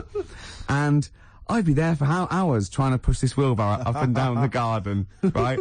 And it was okay, though, because I was going on holiday soon, and I 7 years running, went to Bognor Regis, a place called Riverside, because some woman around the way had a caravan that we got free for a week, and it was great, just wonderful. And I used to go there with my mum and my nan. Oh, party time! Yeah, the age of 7 to sort of go. No, it was good because when you're a kid and you wake up in a strange place, it sort of seems weird. You wake up at 3 o'clock in the morning hearing your gran pissing in an iron bucket, and We've all been there. You get disorientated. Anyway, and I went on holiday, and I met a little friend who was about my age. We were both sort of like, right, and he'd hired a go-kart. He had this great go-kart, and he came down to my caravan, and I went, I've got a go-kart. And I remember my mum opening the window of the caravan and going, don't lie. That's so evil. And I went, I had a go-kart. I had a go-kart. Wow. Yeah.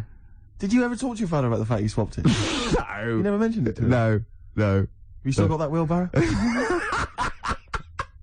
I think so. I've grown into it. Yeah. Yeah, I can nearly lift it now. Yeah. And now I'm just too old to run up and down the garden with now it. Now you get one of your several gardeners to use it all the time. Wow. Oh, dear. Dre there. Dr. Dre. Of course. Bad intentions. Well, it's do you want to give the winners of the competition? The winners, yes. Tickets for Joe Strummer and the Mescaleros playing at Brixton Academy this evening. We have some lucky winners. The question I set was, someone else famous is celebrating a birthday today. Yeah. I don't mean someone else famous like I'm famous and someone else who's You famous. could probably get into the Monarch. Well, pound off at least. Yeah. And I said, yeah, which actor, Dwight Schultz. No, I didn't. I said, which character did Dwight Schultz play? Started off well, didn't it? It started off so well. Which character did Dwight Schultz play? What made him famous in the 80s? He's celebrating a birthday today. I don't know how old he is, probably in his 60s. Not in his 60s. The character he played, of course, was Howling Mad Murdoch. Yeah. From the 18... We did accept Murdoch. I was watching an 18-1 UK Gold the other day, because I always like to have something, you know, so I can talk to Camfield whenever I meet him. Yeah. And the thing about Howling Mad Murdoch is, his madness is one of those convenient kind of madnesses where he's not like kind of depressive, where he's trying to kill himself, or he's just schizophrenic, or he's unreliable. He's just a bit eccentric. Yeah. His madness is largely, I'll do some funny voices. You couldn't have howling slightly off the wall Murdoch, though, could you? It didn't have the edge. But it's rubbish. It's rubbish madness. Or howling wacky Murdoch. Yeah, well that's what he is. He's wacky. Howling annoying student Murdoch. I think he should have been called. Exactly. Yeah. Anyway, the winners, Carl. I think you took some answers. Tim and Neil. Well done, Tim and Neil. Are they going together or are they? No, two separate. Lucky people. Yeah. I don't think your heart's in it anymore either, Carl. I was alright today, but Steve's really dragged me down.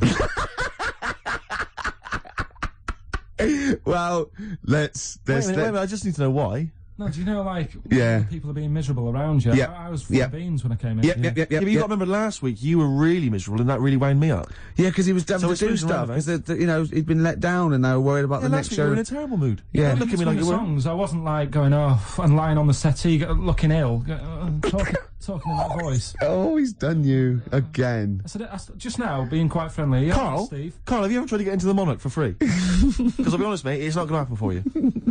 Come out with me, mate. You got a quid off. All right.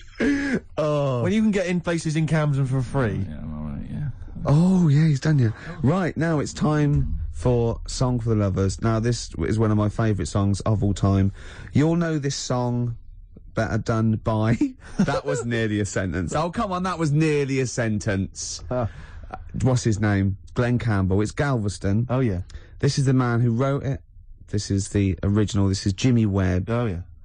With Galveston. From what I can work out, I think it's about a bloke who goes off to the Vietnam War and he's missing his bird.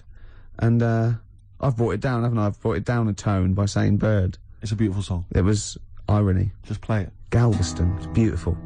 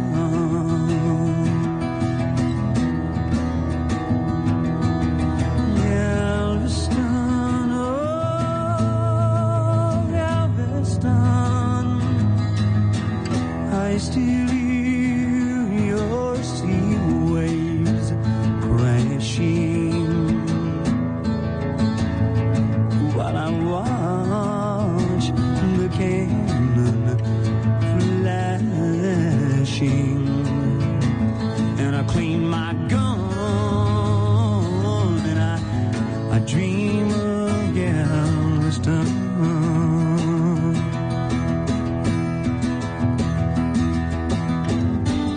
I still see her standing by the water, standing there looking out to sea.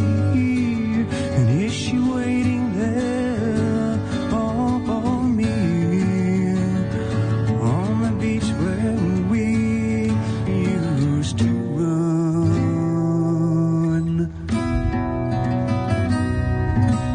Galveston, oh Galveston, I am so afraid of dying before I try the deep ship, crying before I see your seabirds flying in the sun at Galveston, at Galveston, at Galveston. Jimmy Webb with Galveston. Now, I know you enjoy Love the work of the Webb. Webmeister. A lot of people, of course, be familiar with his sons, the Webb brothers. Yeah, very different. Quite cool, though. I went to see him live, and he was just so cool. Just like doing his songs and telling a little anecdote. It was just, he's fantastic. That's my song for the lovers. Steve, what have you got for us? No, I was just going to mention a couple of other gifts that my father got. Well, he got me once. I unwrapped once, having professed no interest ever in this particular artist, about as much interest as Winston Churchill. I once received, lucky me, the making of Thriller. It was a video behind the scenes on Thriller. From Michael Jackson I know what film. he thinks, though. But he thinks Steve loves to dance. No, he went. You love music and you love films. Yeah, no, that's a film. Yeah. But I mean, I've never professed any interest. I mean, I don't think it even had Thriller, the actual film, on it. It was just the making of Thriller. Really? Behind the scenes, Michael Jackson dancing around and John saying, Landis. Yeah, it was rubbish. Well, that's not very nice, is it? But what did you say when you opened it? Brilliant. Brilliant. I love Jackson. Can't wait to watch this. Can we watch it now? I said. What did he say? No. He's so ungrateful, really. Yeah. Because I can't remember a time my dad bought me anything. It's always my mum who bought it, and my dad would give her the money. Yeah. You got Ricky who's lost his go-kart. You've had a video bought for you, and you're still not happy. I just think it's selfish. It's not so much that I appreciate the fact that there is a gift. I think it's the fact that the gifts are arbitrary and can be bought in the shop that's opposite the place he works. Tell Carl what you got your mum for this. Well, listen to this, Carl. You'll love this. Right, yeah. It's the thought that counts, right? So I suppose if you say that the thought that counts is the fact that he went and got anything at all, that counts. Okay, fair enough. But he phoned me up. He said, "What shall I get your mother?" Right? It's our 20th wedding anniversary, right? What shall I get her? I said, well, I'll tell you this is a great idea I'd heard from somewhere else. Why not get pay for her to have a makeover, you know, and all the sort of treatment, you know, and the beauty treatment and that. She'll love that, you know, and then take her out, give her a meal and stuff. He went, okay. So he hangs up. I speak to him on the day of my mum's birthday. I say, what'd you get? He said, I got something. I said, do you go for the makeover idea? He went, not exactly. I went, what'd you do? He went, I bought her a trowel. A trowel. I went, a trowel? He went, yeah, for the garden. I went, it's a trowel. You've been married 20 years and you got a trowel. He went, it's stainless steel. I said to him, it's a trowel, Dad. And he went, do you think I should have got it engraved? It is mental. And I went down to see them, right? And I went in the lounge and literally, imagine it, like, it wasn't this, but imagine, I got in there, he'd bought this trowel, right? And he'd also bought her an industrial-sized tin of coffee. You know those big size ones you have in like hotels. Did he say she loves coffee, Steve? She loves coffee, Steve. He said. I love the fact that that's meant to be like the whole family didn't use it. Like she keeps that by her bed. Yeah. Like she's in Stalag 13 or something. This is my coffee. So imagine walking into the lounge, right? She's there. She's got the presents that my sister's bought and that. A trowel, just holding a trowel and a tin of coffee. And me walking in wondering, I wonder if there's anything sort of that she regrets in her life. Mental. Oh, that's lovely. She loves coffee, Steve. She loves coffee, Steve. Oh. She loves the garden. Carl, what's the worst present you've ever had? You see, we don't really celebrate birthdays in our house, so... What? Where are you from? What planet are you? What do you mean you don't celebrate birthdays? Are you here from another world observing? Like, trying to blend in, but not quite managing to pull it off? I'm not that fussed about it. Right. You know what I mean? It's... Yeah. My mum and dad's are on the same day, and I think that just was like... That's a bit weird, isn't it? And their anniversary, and... Well, they got married on their mutual birthday. But Carl, can I just... I mean, and Christmas. But Carl, there's a difference between you saying... What do you mean their anniversary's on the same day? Of course it's on the same day. Yeah, and the birthday. But, Carl, what I mean is that... you say that you don't really celebrate your birthday, but presumably you have received some presents at some point in your life from your parents. Or anyone. Yeah, Okay, well, we'll come back to you later. Yeah. Thanks. Let's play a record. Carl, have a think about that and we'll come back to you later. Thanks very much. Ash and Sometimes, they've won me over. They have indeed, yeah. They've just got they've got to be the band they always wanted to be, I think. I'd have written them off in the early days, but no. Me too, Steve. Just goes to show. Carl, any thoughts on what gift you've perhaps once received that you can joke about now, but was tragic at the time? No? No. Not really put the thought in then? Didn't have that many presents, so... Always thankful for what you got. I was grateful for. Yeah. Rick, would you love to hear from the listeners if maybe they've received some amusing gifts? No. No, I wouldn't. So, what are you doing tonight? You're going out for a little meal with your parents? Yeah. I thought you were coming. Yeah. Right. Yeah. Good to know. Yeah. Any suggestions as to where we could go? I mean, maybe people would like to phone in, because I've got no idea. It's got to be largely meat-based. My family will only really eat meat. Do you know, the steakhouse, near me, it's closed down? Brilliant. That's one. There's lots more to go. Let's not stop there, people. Come on. I used to look across and think, is that a bingo hall? I know, it's or bright. Somewhere to eat? Yeah, neon. There's at the back, right at the back, had cocktails. And, you know, just imagine... Who's in there for a cocktail? You know, imagine you going in there with a DJ sitting there, ladies. Hi, be fantastic. Go on, Carl's got something to say. I can tell. What? Is there a chance that your dad's like on the way into London now and has heard you saying, "Oh, yeah, he got me this and he got me that," and he could be like nipping to a shop now to buy you a rake and thought,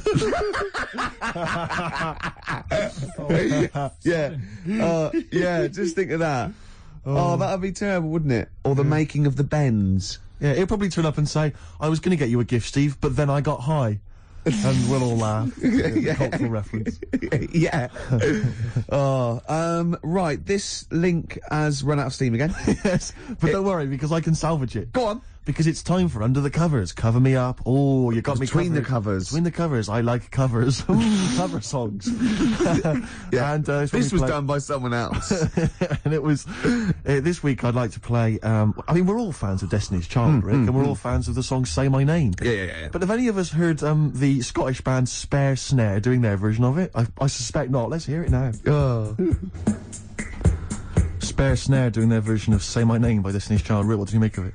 Do you remember Raw Sex that used to be in French and Saunders? Was Roller River on this? Yeah. Is that basically what it's like? It's a bit like that. Do you think maybe the cover version section's running out of steam? If that's what we're playing. I think we should only ever do sort of 6 weeks a year on radio. Right. And then, you know... and people will kind of remember that. It'll be beautifully preserved in their memories. Yeah. You know, like Benny Hill used to do one show a year. Right. You know what I mean? Imagine how awful it'd been if he'd like do it every week for 2 hours. I don't think he'd have been so successful, to be honest, Steve. I think he'd run out of ideas. Rick, I know that you are tired of coming in every Saturday and doing the show. I know I am, and I suspect many of the listeners are. But maybe we should leave it to the listeners. You know, if they want us off the air, maybe they should just email, fax, phone in. That'd be... I think everything should be like that, though. Vote whether you want to, you know, like a binary sort, like, you know, up against someone knocks... Like Winner Stays On in pool. Yeah. I hate that, Winner Stays On in pool, in pubs. It's just horrible, fascist, isn't it? You want to play with your mates. You don't have to beat a bloke with one tooth who just plays pool all day. Yeah. Costs him nothing, and he has 93 games. Of course you're not going to beat him. He's a professional by the end of the evening.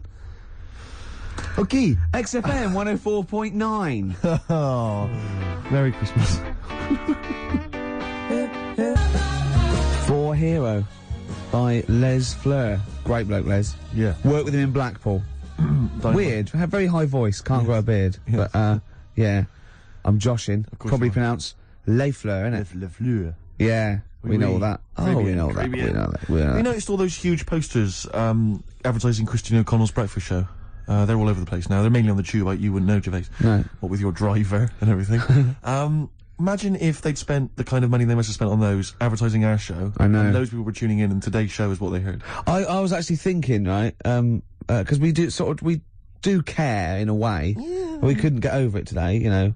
Just to word to the kids, this is what alcohol can do to you. Yeah, it's a sobering lesson. Yeah, it is, yeah. But I thought, what if this was our first ever attempt at radio? Think how gutted we'd be. We'd go, we're not right. What worries me is it's like, I don't know, it's like in my sort of hangover state, it's like I've kind of woken from a dream, and I've sort of thought to myself, all the stuff we're saying today is what we normally say week in, week out, and we think is brilliant.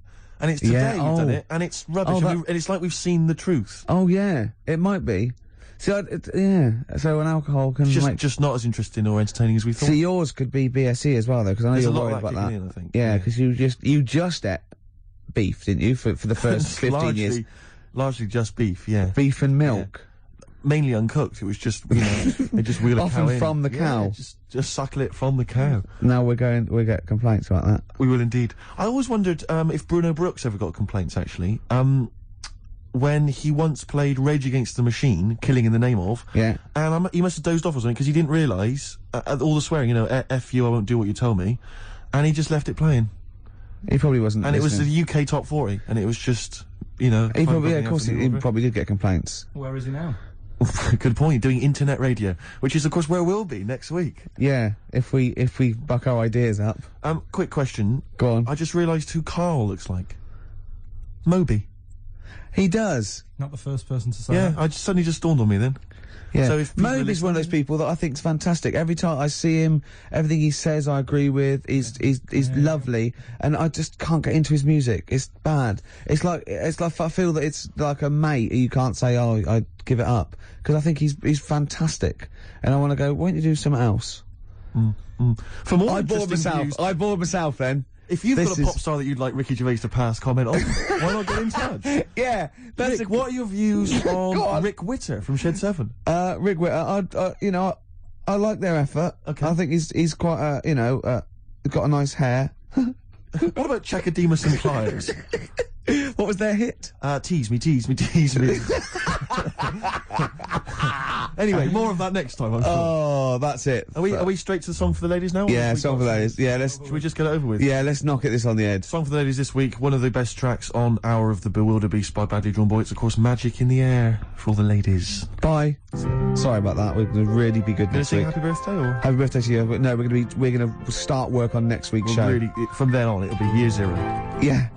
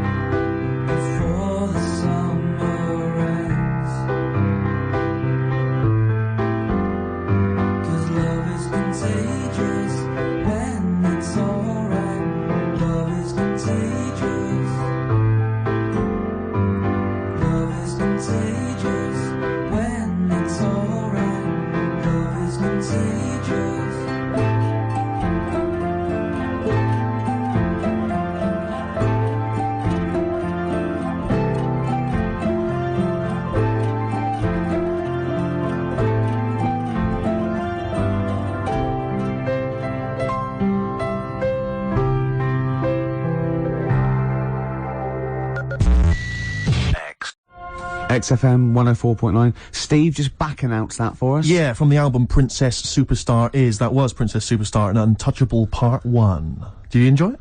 I really enjoyed it. Good. So I'll tell you what, I had two of the ingredients that I look for in a record. It was both fly and dope. High five, man.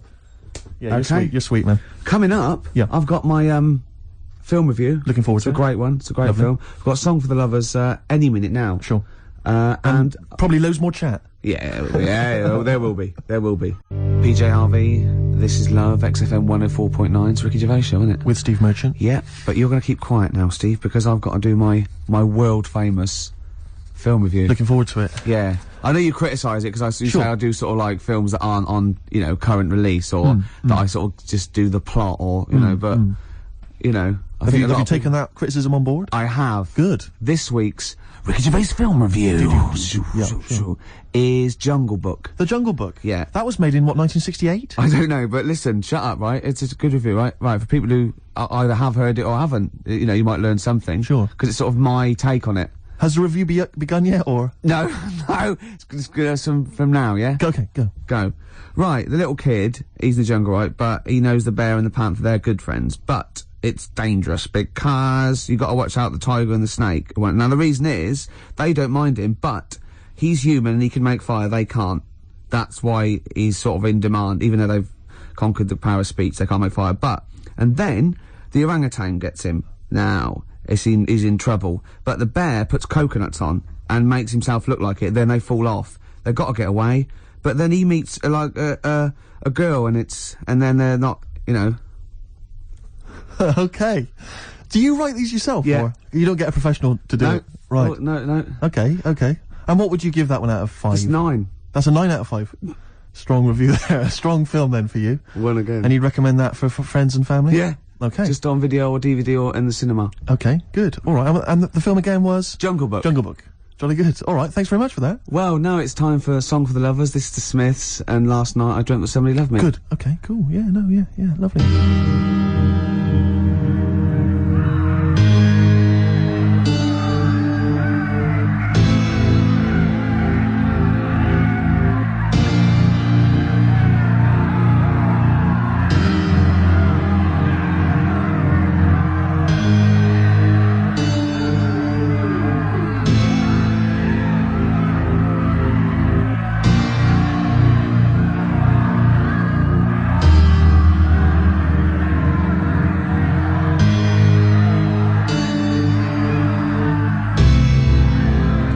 I forgot.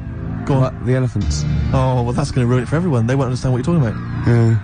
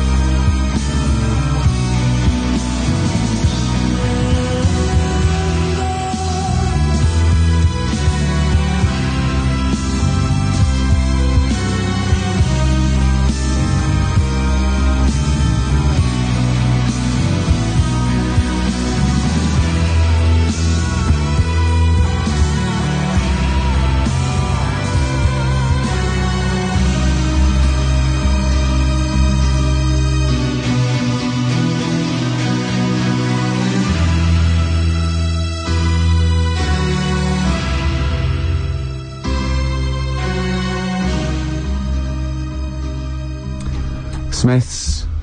Lovely song. Last night I dreamt somebody loved me. Beautiful. Song for the lovers there. On XFM 104.9. Can't believe I forgot the elephants. That was a key element of the review. Really? Yeah. Don't let it get you down, Rick. I know how these things depress you if you feel you've not done the film review as best you could. That kind of winds you up. Yeah. You stew about it. Played a beautiful song there. It was a song for the lovers. Yeah. And, I do get depressed when I see people around me who've got, girlfriends. And I think, because I haven't, and I just think that, what's the rule? We mentioned last week that fat bloke from Pop Idols. He's got a bird, which annoys me, angers me. And, this really depressed me. Walking into Piccadilly Circus Tube a couple of nights ago, homeless guy, wrapped up, unwashed, and, northern. And, he's being spoken to by some kind of carer, some worker who'd come out to dish out kind of stale sandwiches. And I just overheard as I was passing, him going, well, of course, it's very difficult maintaining a long-distance relationship. And I sort of, kind of lingered for a bit. I was thinking, what? And he was going, yeah. And I could basically piece together that he's got a girlfriend. He's from Leeds. He's got a girlfriend who's also homeless, who's homeless up in Leeds. And occasionally she kind of homelesses her way all the way down to London. I love the fact that he's travelled to be homeless. I know. Pathetic. It angered me that is there a lot of cheap housing in Leeds? Would that ruined it for him? But it just was. I assume maybe she was squatting or something. But it was like, and it just depressed me because it was like, not only is he homeless, but he's got a homeless girlfriend. But the homeless people are finding love. Yeah. Do you mean it's so? That's really depressing, Carl, isn't it? Unless they both became smackers together or whatever. No, Carl's found love on the street before, haven't you? How's it going with your bird, Carl? Are you married? Yeah. No. How long have you been out with her? 7 years. Because you're quite a simple man. Yeah. You're sort of a simpleton in a nice way. Ways. I mean, you're like Helen from Big Brother. Yeah, you're sort of nice enough, but I look normal. Well, yeah, you sort of do. But you could be one of those that just suddenly go mental with a pen. Yeah, do you know what I mean? Stab people through the eyes. Yeah, you sort of look normal, but if I wouldn't really want to wind you up to a point of frenzy. How did you meet your girlfriend?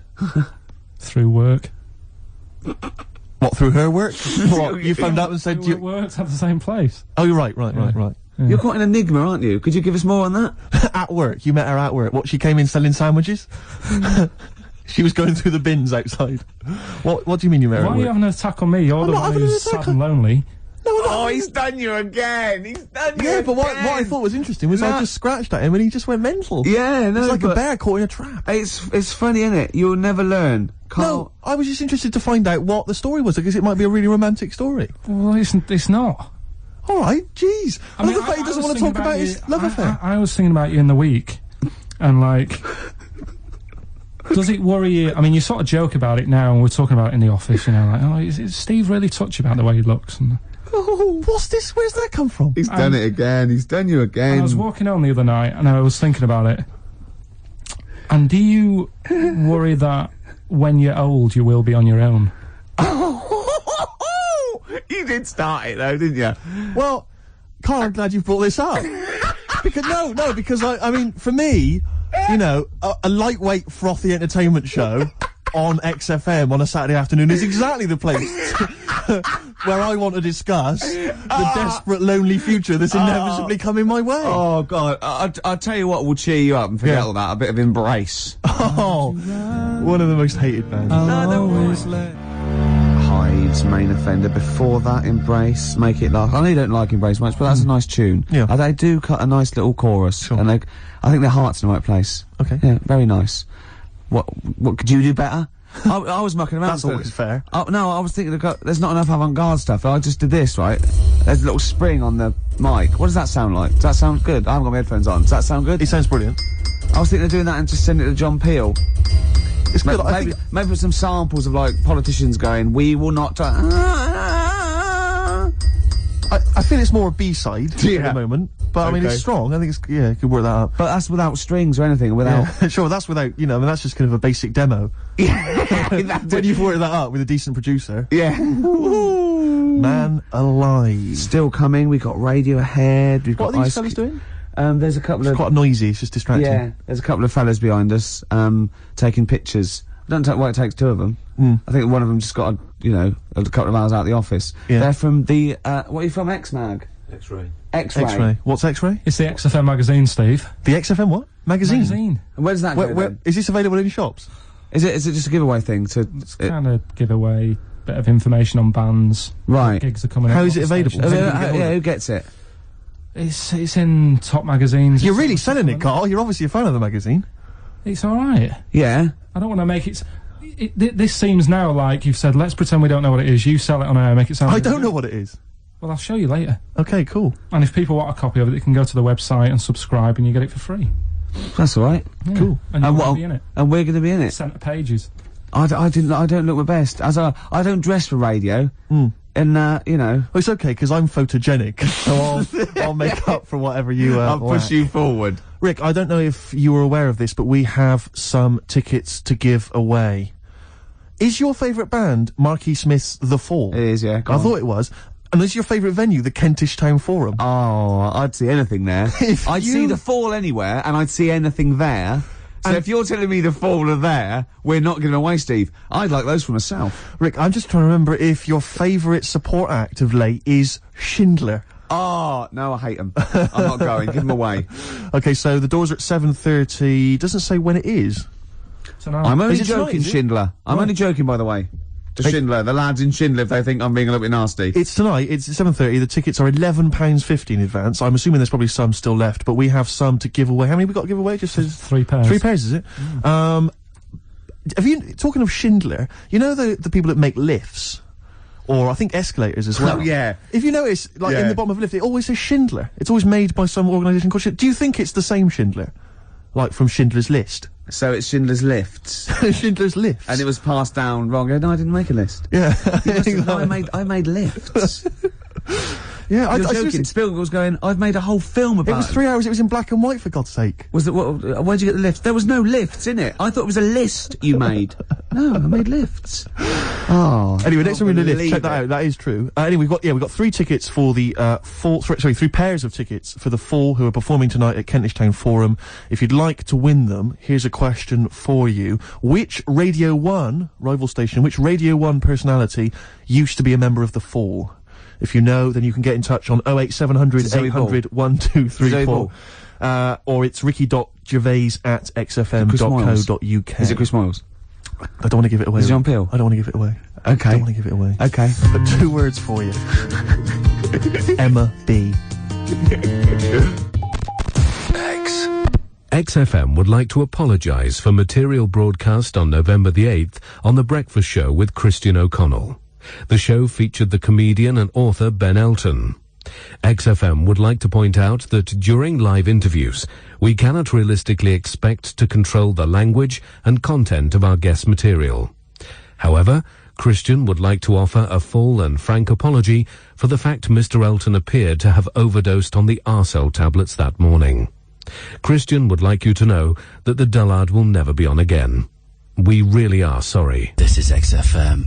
It is indeed. We're just looking at the Polaroids, the test the photographers do, and... I'm not at all happy. No, do you know what I mean, though? It's like I kid myself. I must walk around. It does take mirrors and photographs. Like, oh, no, yeah, I forgot I look like that. Yeah. Do you know what I mean? Sort of like, you look at that. Like a tree Look trunk. at me, Rick, there. That's always with me. Oh. There was a bloke downstairs thought I was Johnny Vegas. He was going, I love those adverts with a monkey. I didn't have the nerve to say I'm not him. At one point, he actually said, I like that one when he hits you. And I went, yeah. He went, you do any more adverts? And I went, yeah, I'm doing a couple more. I just thought, God, it's gone too far now. I can't say I'm not Johnny Vegas. So I'm not really listening, Rick, because I want to say to you, can you get me more square on? Yeah. Square on, I'm not so bad. It's from the side. Yeah, the side looks bad. All right, calm down, Rick. Yeah. Carl, what do you make of that? Pretty face. Yeah, this isn't great radio. No, it's not. I know we never do great radio. Yeah. But this really isn't. This is some of the worst we've done. Yeah. We were talking before about Schindler's Lifts. Yes. Like those people just make one thing, and they're famous for that. Now, do you think the Monopoly commissions should investigate Armitage Shanks? Yes. Because I've never seen another sink or toilet made by anyone else. No. When did they take over this? Can you hear that clicking? Yeah, would you just stop just for a second while we're just doing this? Because he can't talk, because he's trying to make himself look so handsome. Well, exactly, I've got to keep striking poses. To sort of look normal. I've just changed my mind. I want to, you remember that George Michael video where he doesn't appear, he just gets supermodels to play him? Yeah. Or kind of replace him. Can we do that, maybe, instead? Just get a leggy blonde in?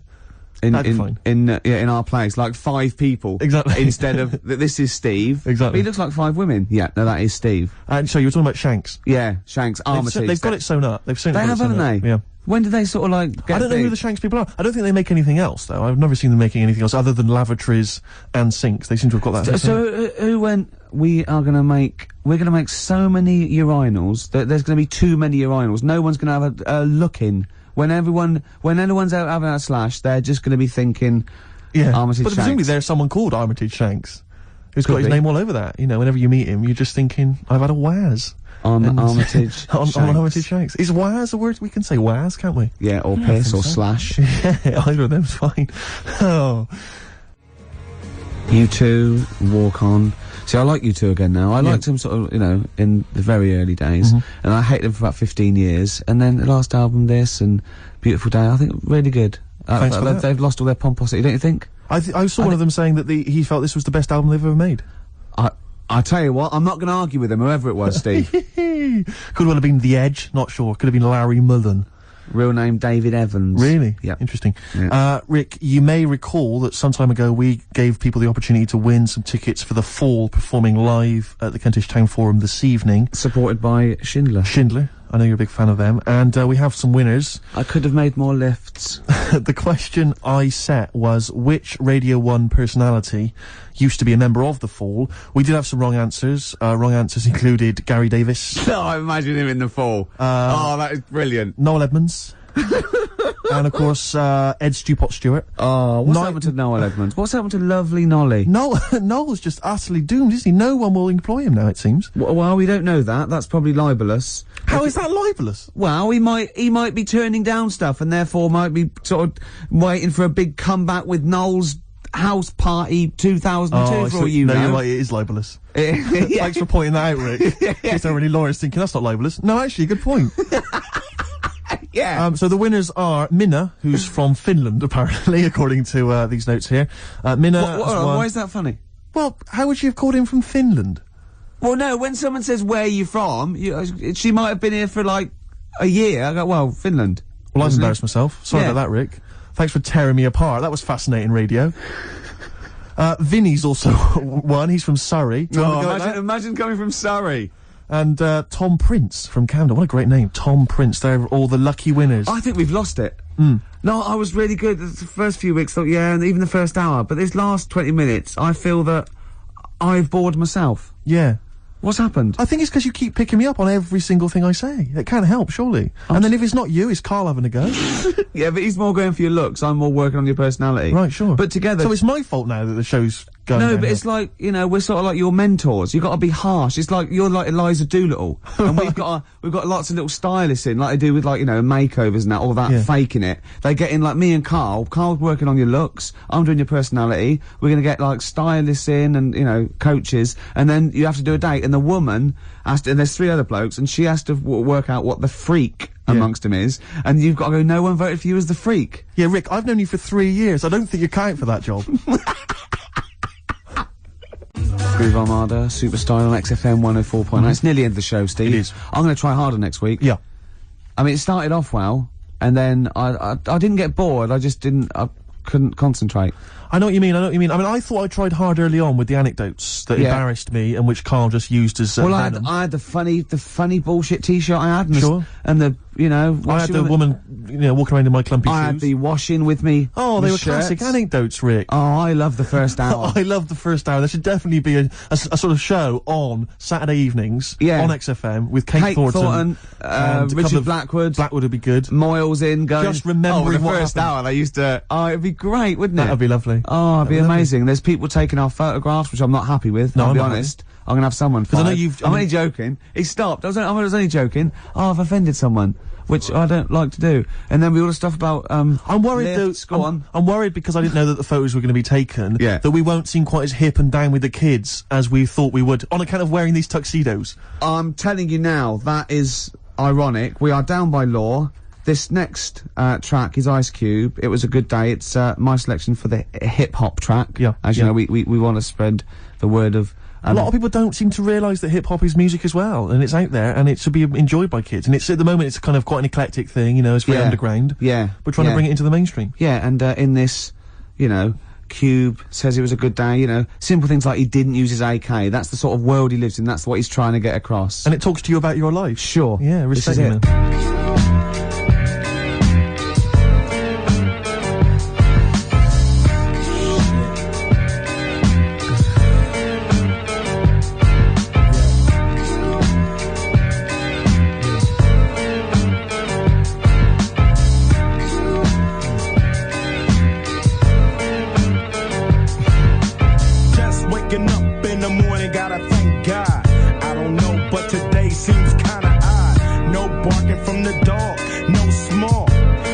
cooked the breakfast with no hog. I got my grub on, but didn't dig out. Finally got a call from a girl I wanna dig out.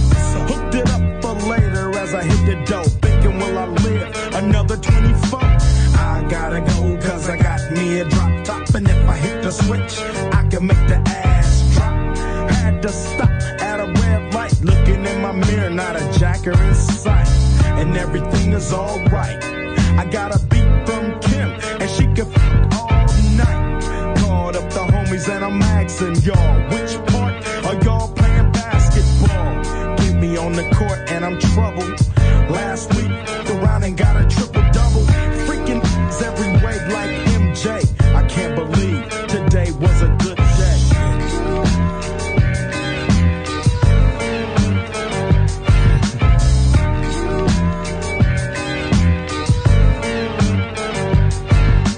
Drove to the pad and hit the showers. Didn't even get no static from the cowards. Cause just yesterday, them fools tried to blast me. Saw the police and they rolled right past me. No flexing, didn't even look in a direction as I ran the intersection. Went to Show Dog's house, they was watching yo on TV raps. What's the haps on the craps? Shake 'em up, shake 'em up, shake 'em up, shake 'em. Roll 'em in a circle of Nick. Watch me break 'em with the 7-11, 7-11, 7 even back door Little Joe. I picked up the cash flow. Then we played bones, and I'm yelling domino. Plus nobody I know got killed in South Central LA. Today was a good day.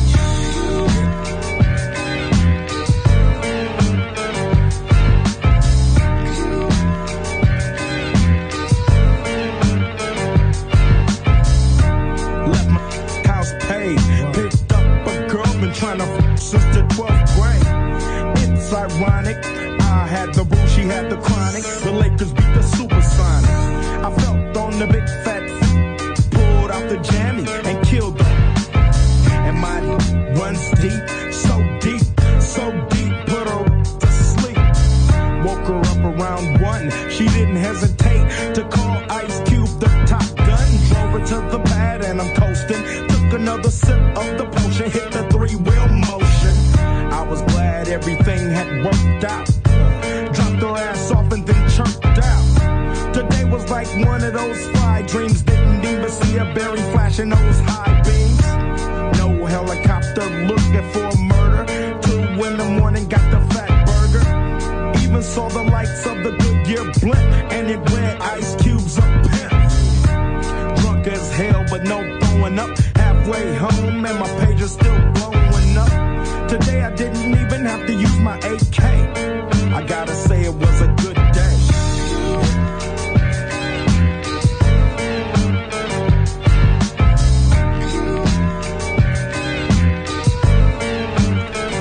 Well, there you go. Ice Cube, it was a good day. Great song. Yeah, yeah.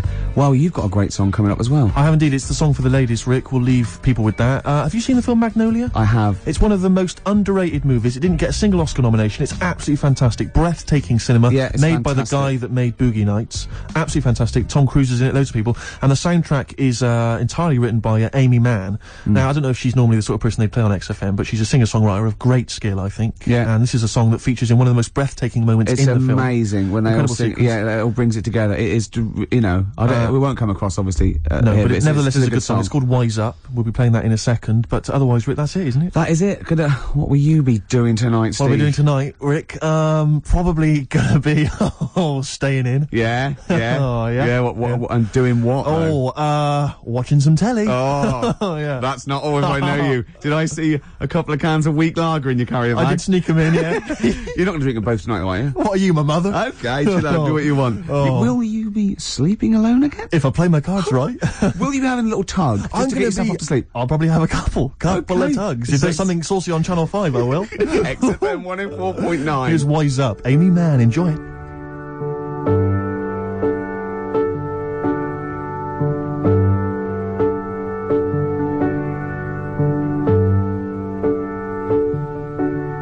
It's not what you thought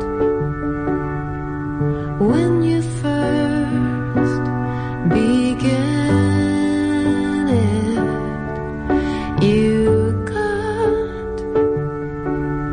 what you